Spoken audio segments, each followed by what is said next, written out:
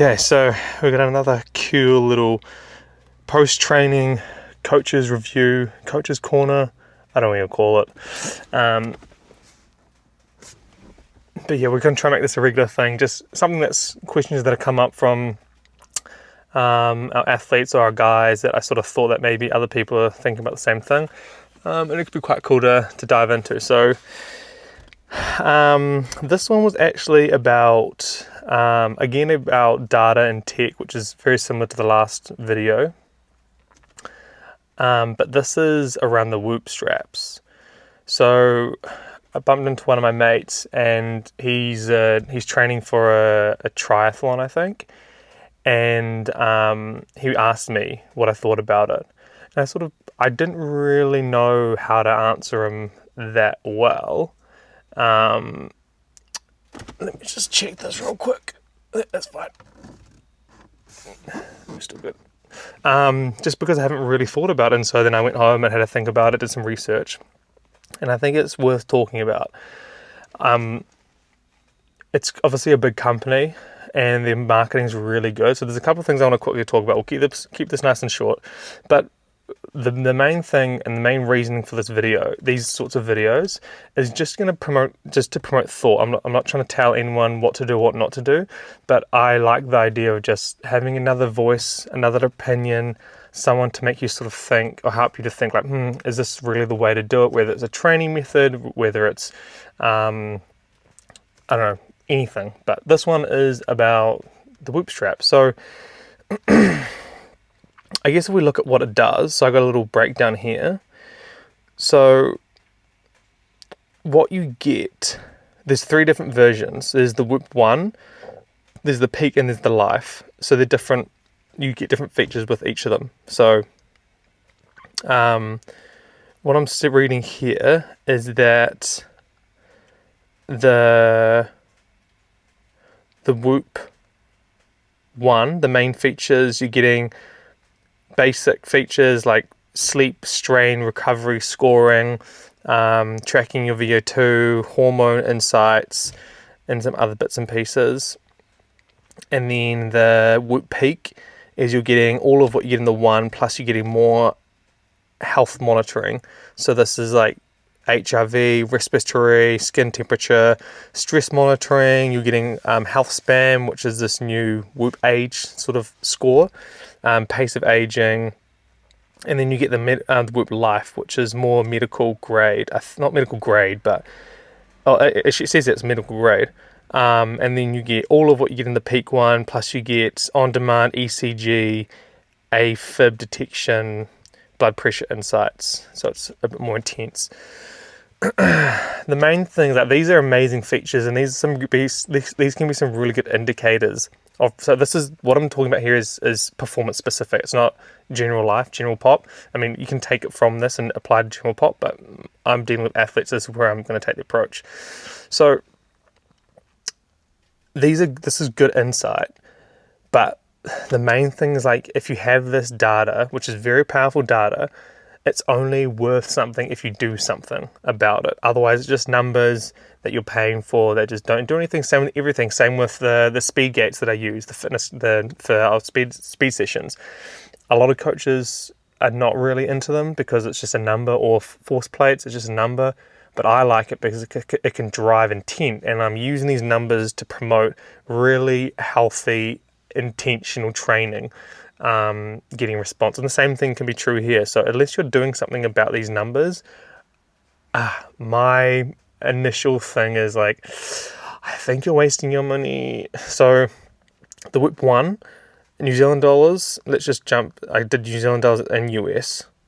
So New Zealand dollars, the Whoop 1, the basic one, it's $200 a year US, $359 NZ a year. The Whoop Peak, US, $239 a year, NZ, $489 a year. And then the Life, $359 US and $739 New Zealand dollars a year. That's crazy. And then you don't even own it. This is just, you're essentially renting it off them. So my whole thing is, okay, well, if someone's going to do that, why would they use this product? Because it's obviously a good product. It's out there. A lot of people using it. Firstly, hot take, I can guarantee you Patrick Mahomes is not using this product to drive performance. Just saying that. Anyway, that's a different topic. But my thing is like, okay, if you're an athlete, you're training for a triathlon, you're going to want to watch, because you're going to want to, if you're wanting these things like HRV, looking at your stress, looking at your training loads, all that sort of stuff is really good stuff. Here's my suggestion, is that you have your watch anyway, because you need a watch. You need to be training your effort levels, you need training your training zones, but you should have a heart rate strap. Is that going to focus on that?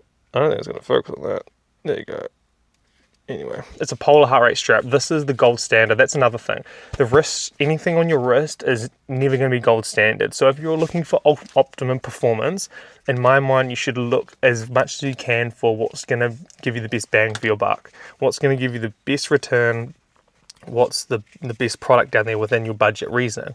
So a strap like this from Polar, this is gold standard testing for commercial use, is about $100 New Zealand, 110 I think it is. You can get it on a sale for under $100, and this is something you can own and you should be using for every training session anyway.